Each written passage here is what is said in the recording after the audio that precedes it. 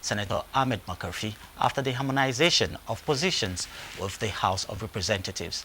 National Assembly correspondent Adamu Sambo reports. Senator Ahmed Makarfi had told the Senate that $53 per barrel as the benchmark price of crude oil was arrived at by the committee after a thorough scrutiny of the recommendations earlier passed by the two chambers. In line with the committee's recommendations, therefore, the Senate also approved an exchange rate of 190 naira to $1, a reduction of statutory transfers from 411.8 billion to 368.2 billion, as well as an increase of the National Assembly statutory allocation from 115 to 120 billion naira. The lawmakers also resolved that the cost of oil production paid out by the Federation be reduced by 200 billion naira for 20 and the savings be directed towards capital expenditure. Similarly, the Senate adopted the Conference Committee report on the National Biosafety Management Agency Bill 2015. So the bill basically is important to you and me. It's important to our animals. It's important to our environment, especially in this age where the environment is greatly affected by human activity. Has begun the close-by-close consideration of the report of the delivery, essential ingredient for the sustenance of democracy. Also at Thursday's plenary,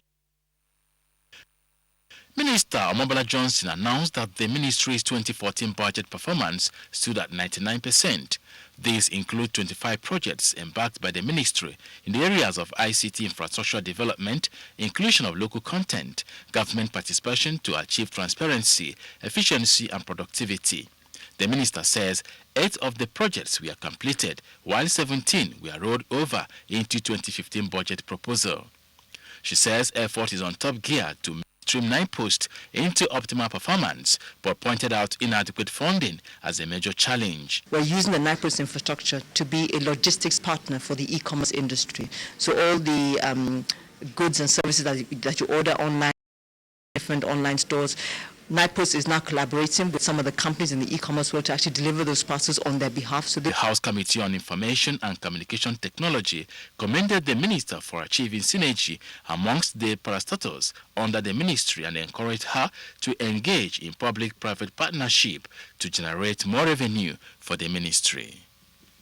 Most among importance is the call center projects, which is employing. It has a seating capacity of about 600 people, and then 3 shifts, that's about 1,800 people times 3. These are the 3 call centers. So you can imagine the kind of employment they are creating in that ministry alone. The committee did not only express satisfaction on the performance of the ministry in its 2014 budget, it also wished it has the capacity to allocate more funds to the ministry to perform optimally in its 2015 budget. From the National Assembly, Kenneth Nanim, NTA News. Thank you, Kenneth. Moving on now to politics. The People's Democratic Party, PDP, says its campaigns are on course, even as it reassures supporters that it's already winning the 2015 general elections, following the soaring nationwide acceptability of President Goodluck Jonathan and its other candidates ahead of the polls. The party, which thanked its members and supporters who showed concerns over rumors against its national chairman, Ahmadu Adamu Muazu, however, charged them to remain focused on the campaigns and not to be distracted, especially as such is not unusual in an election year. A statement signed by the PDP National Publicity Secretary, Chief Olisa Metu, said the party is very impressed with the quality of leadership President Jonathan is providing in the campaigns, which runs on his enviable performance and achievements in all sectors of the economy. Still staying with politics, the First Lady, Dame Patience Jonathan, has called on Nigerian women to come out en masse and vote the People's Democratic Party in the forthcoming general elections. The First Lady, represented by the wife of the Vice President, Amina Namadi Sambo, was speaking at the PDP Women Rally in Minna, Niger State. Amina Namadi Sambo said the present administration has proved itself as gender-friendly, with the number of women who are presently holding key positions in government. She added that given the opportunity, women should have more positions in governance. To vote for continuity, to vote for transformation, to vote for stability. stability, if there is no continuity of these laudable projects, then there will be no development and transformation. But I trust we women, we are capable. The government of Goodluck Jonathan was commended for embarking on power generation projects like the Zungeru power plant, in addition to 34 power plants completed courtesy of President Goodluck Jonathan. Governor Babangida Aliyu of Niger State described women as the symbol of stability and also called on them to assist in the promotion of peace for all-round development. Rain or shine, to vote. Women are the ones when they promise you they will vote for you, they will go out to vote for you. Women are very reliable. The rally had in attendance PDP party loyalists and women leaders. Meanwhile, the South-South People's Assembly has again affirmed President Goodluck Jonathan for re-election in the March 28 presidential election.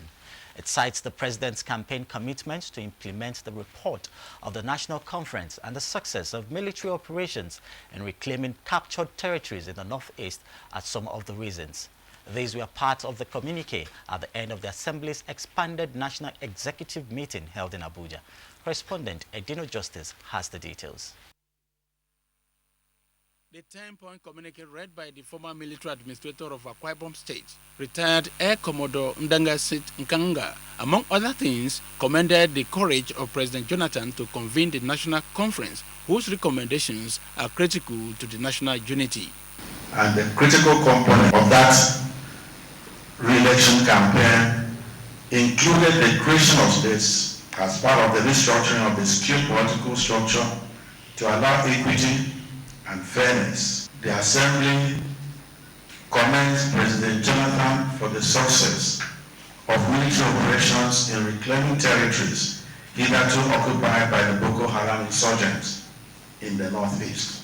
On the general elections, they urged INEC to ensure that no eligible voter is disenfranchised on non-accessibility to permanent voter card. Of course, what INEC has been telling us has been catalogued, is now in public domain, that INEC was never ready. It's not still ready, not ready.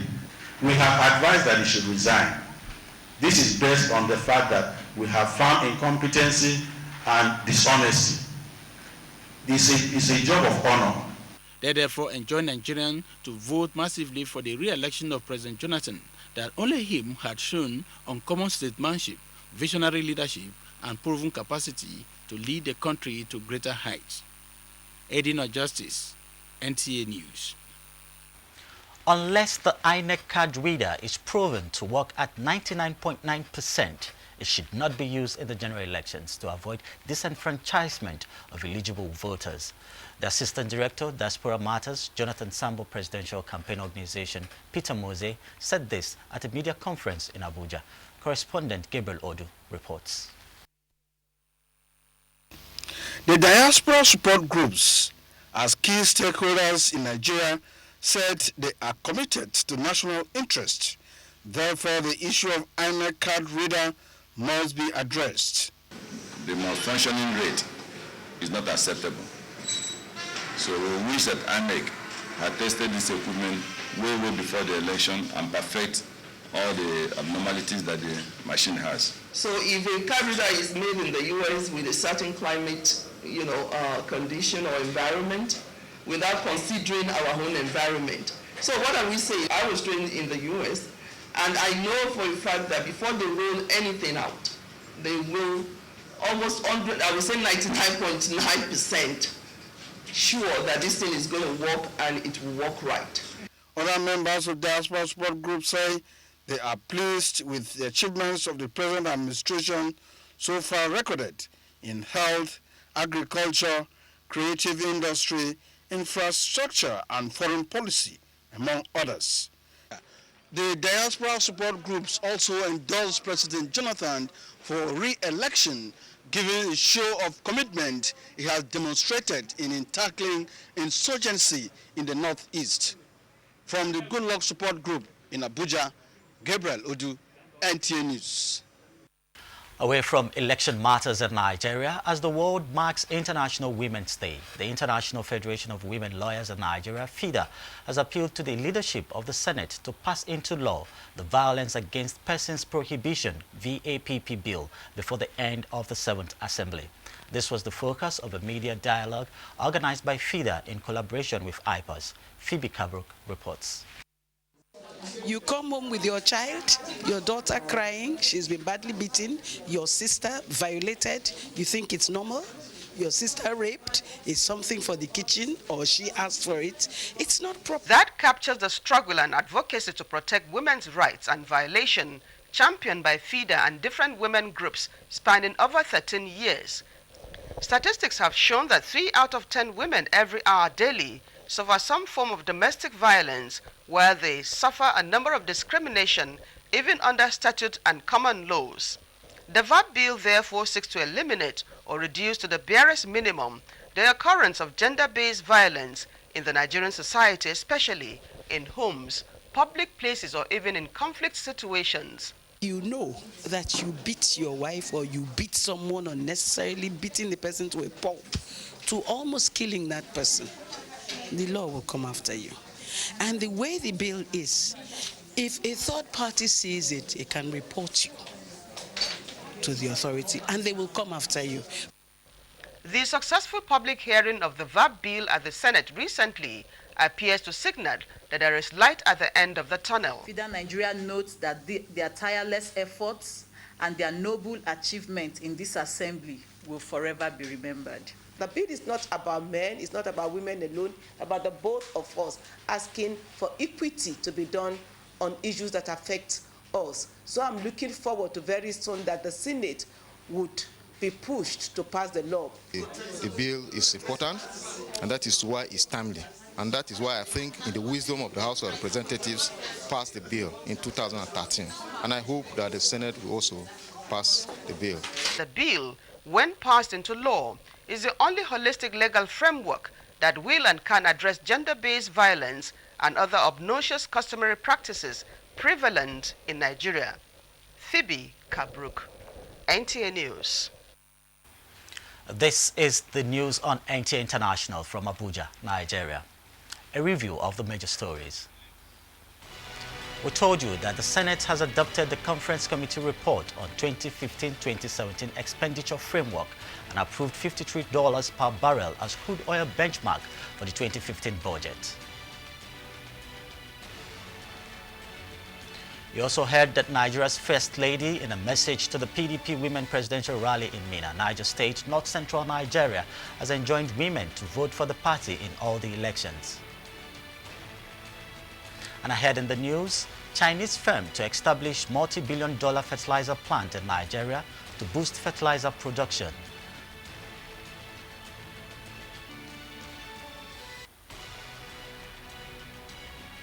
And NIMET presents 2015 seasonal rainfall prediction to the public. Stay tuned for details of this and more in a moment. What is your stake? See your leaders embracing one another. But see you planning to kill and maim on their behalf. My brothers and sisters, shine your eyes. They have written their names on the sand of time. And you don't even have your name on a piece of paper. Generations will live to remember them, but who will remember you? Now you're ready to kill and be killed for them. If you die, they will still be alive to recontest again. Be warned. Say no to electoral violence. This message is from the National Orientation Agency, NOA.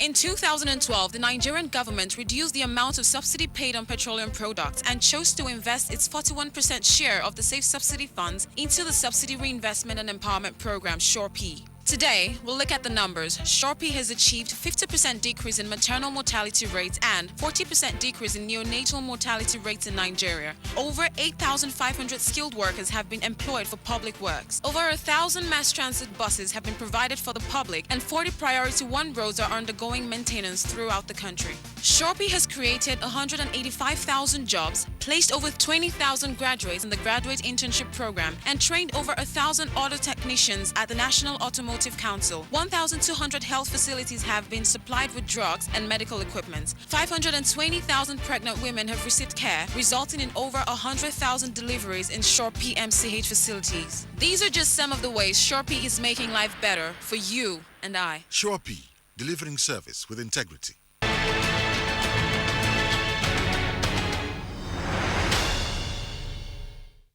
Thanks for staying with us. Chinese firm to establish multi-billion-dollar fertilizer factory in Edo State, South Nigeria, to boost fertilizer production and reduce importation of the inputs. The multi-purpose facility has the capacity of generating about 300 megawatts of electricity. Musa Babaliu has more. Federal government of Nigeria has allocated land for the establishment of the fertilizer factory in Edo State. The over $200 million facility, when completed, would have the capacity to produce over 150,000 metric tons of NPK per annum.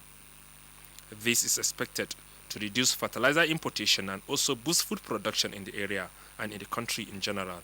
We have 8 plants that we are planning to relocate from China.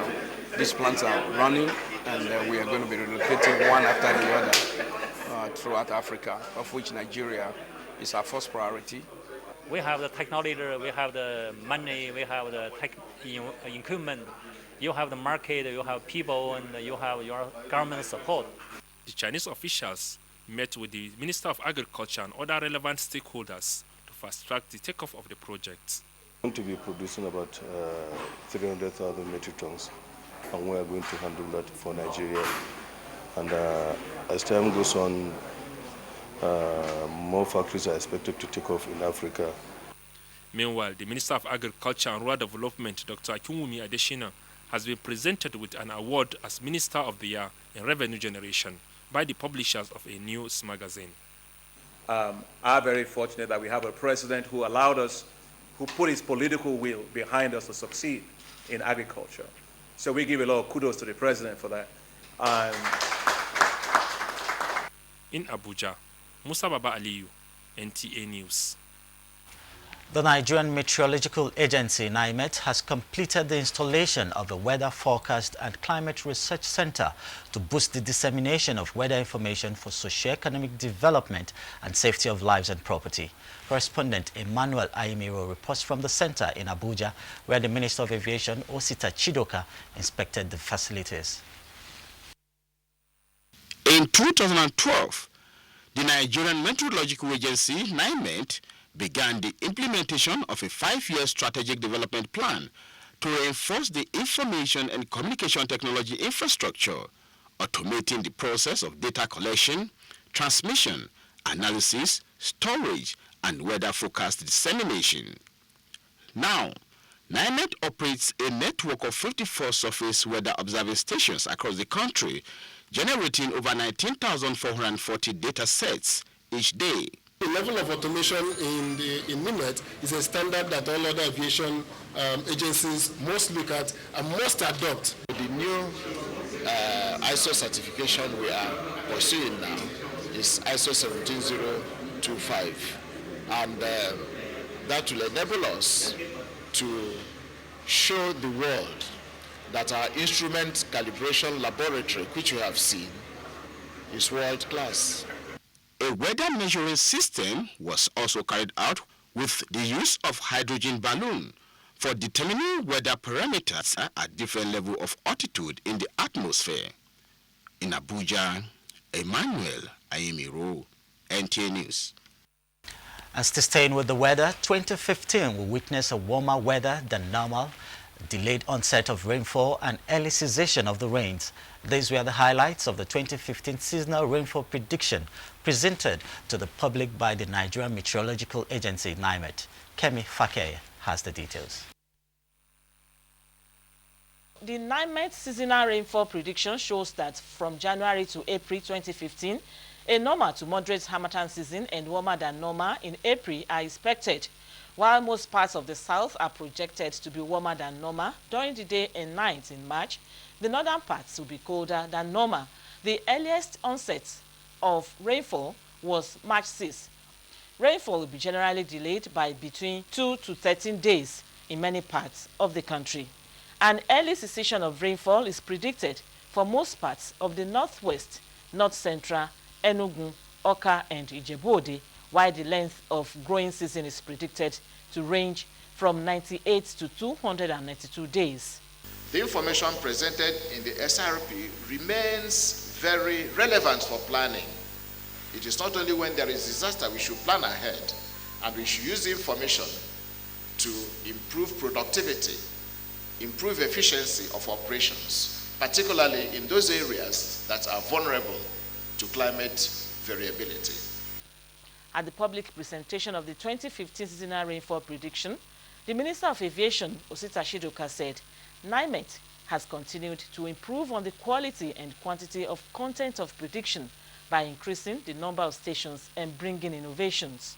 I am happy that the management of NIMET has made good the use of such investment to transform the agency into a world-class meteorological service provider, whose predictions have reached 75 to 85% accuracy, exceeding the World Meteorological Organization's acceptable minimum threshold of 60%. And I'm glad to note that the seasonal rainfall prediction is one such product that is very, very successful in Nigeria. It is something that I will pick in my office and share with the rest of the world. The seasonal rainfall prediction document is in fulfillment of the mandates of NIMET to provide relevant meteorological information, forecast, advisory, and early warnings. In Abuja, Kemi Fakeye, NTA News. Moving on to business now, Nigeria is PayPal's #2 market in Africa as International Finance Corporation and the World Bank launched the Lighting Africa program. Plus, Naira bows to further pressure on strong dollar demand. Details with Muplang Dakok. Less than 1 year after it was launched in Nigeria. It was launched in Nigeria and 10 other countries in 2014 to provide online payment alternatives for customers through mobile phones and personal computers. The Lighting Africa program, a joint initiative of the International Finance Corporation and the World Bank, has been unveiled in Nigeria to increase access to affordable, clean and safe lighting for more than 30% of people who live in rural areas. The World Bank said the Lighting Africa program aims to help 5 million Nigerians get access to clean energy by 2017. The Naira exchanged for about 222 Naira to $1 in the parallel market Thursday, while the pound maintained 302 Naira. The Naira has traded at over 200 Naira since January 22nd. The value of the Naira has continued to depreciate despite several measures by the Central Bank of Nigeria to stem the trend. Muplang Dakok, NTA News. And sports now. Federal government's transformation of the sports sector yielding results as reigning African junior 100-meter champion Divine Odudura set sights on clinching more laurels for Nigeria. Kenema Abodike has more in our sports update. Director General of National Sports Commission Wenga Elebolea says Flying Eagles World Cup qualification after a 4-1 defeat of Congo Democratic Republic midweek in Dakar, Senegal, is a sign that federal government's agenda of transformation of the sports sector is on course. The concern of Mr. President for sports and football generally should reflect in their performance in Africa and in the world stage. So we will come out with the trophy as African champion. Chelsea fans left Stamford Bridge heartbroken Wednesday night as a late-minute header by Thiago Silva